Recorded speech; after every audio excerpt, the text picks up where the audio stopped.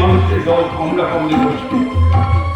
এই মানবী আদর খানের দল ক্ষমতা চাকতে বসে চাইছে দেশকে নিজের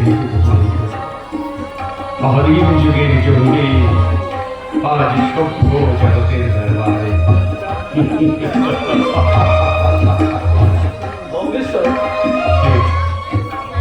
আমি আমার বঙ্গেশ্বর বলে ডাকি।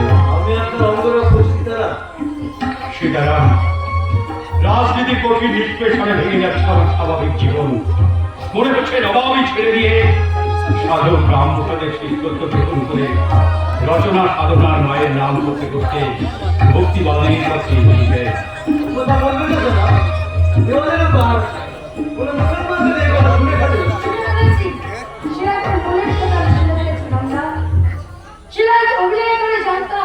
কিন্তু এত ভালো অভিনেতা সেটা আজই জানলাম। কি বঙ্গের শুনো অভিনেতা? হ্যাঁ অভিনেতা।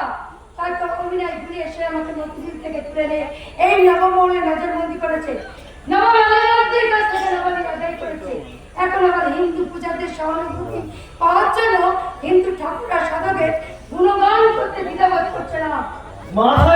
কিন্তু ভুলে গেছে অভিনয় একদিন খতম হয়। রঙ্গ মঞ্চ ছেড়ে অভিনেতাকে চলে যেতে হয় যেমনই কেন হারালে।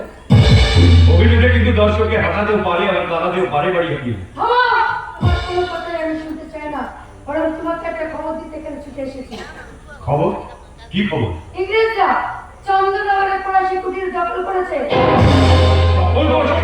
জবরদস্ত যাচ্ছে মির্জাফরের সঙ্গে চুক্তি করতে।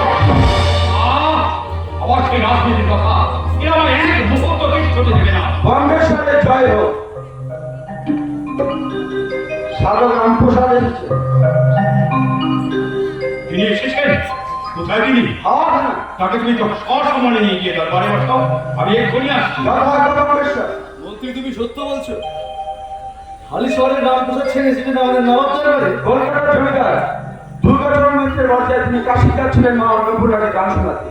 নবাবের হুকুমে আমি বলগাই গেলাম তাকে আমন্ত্রণ জানাতে। বঙ্গেশ্বর তিনি আমার আমন্ত্রণ গ্রহণ করেছেন। তুমি দেখো মোহনলাল, মহামানব সাধকের আপ্যায়নের যেন কোনো ত্রুটি না হয়। না বঙ্গেশ্বর, এই মোহনলাল যুদ্ধক্ষেত্রে আপ্যায়ন এবং যুদ্ধ করতে জানে। তখন ভক্তি দিয়ে ভালোবাসা দিয়ে তাকে ডাকতেও পারে। এসব কি শুনছিস রাজ? নবাব মৌলের ঠুঙ্গি গজবের বদলে হিন্দু সাধকের রামপ্রসাদের ভক্তির গান। তোমার এই তওবা তুলে রেখে চলো না দরবারে, শোনোই না রামপ্রসাদ ছেলের গান। তুমি দেখবে দিলটা তোমার বেহেশতে বাগে এরামে ঘোরাফেরা করতে করতে বলবে রাজ ঐশ্বর্য তুচ্ছ, মানুষের মহামূল্য সম্পদ প্রেম, ভক্তি আর ভালোবাসা। রামপ্রসাদের ভক্তি দরিয়ায় তুমি ডুবতে পারো রাজ, কিন্তু এই ফ্যাসিটি প্রোগ্রাম কোনদিন ডুববে না। তার খোয়া মুর্শিদাবাদের নবাবের তার ভক্তি ভালোবাসা তার কাছে মূল্যহীন। এই বাচ্চাদের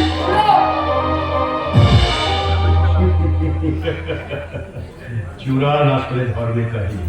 সীতারাম, তুমি শুনবে সাধক রামপ্রসাদ ছেলের গান। উনি যে আমার পরম আত্মীয়, ইনি এসেছেন নবাব দরবারে। আমি সর্বদা নবাব দরবারে হাজির থাকবো। তাহলে চলো ভাই, সকলে মিলে দেব দর্শন করি আর মনে মনে বলি এ সকল জগতের সূর্য তুমি তোমার ভক্তি প্রেমের আলো দিয়ে দুনিয়ার দুর্নীতির অন্ধকার দূর করো।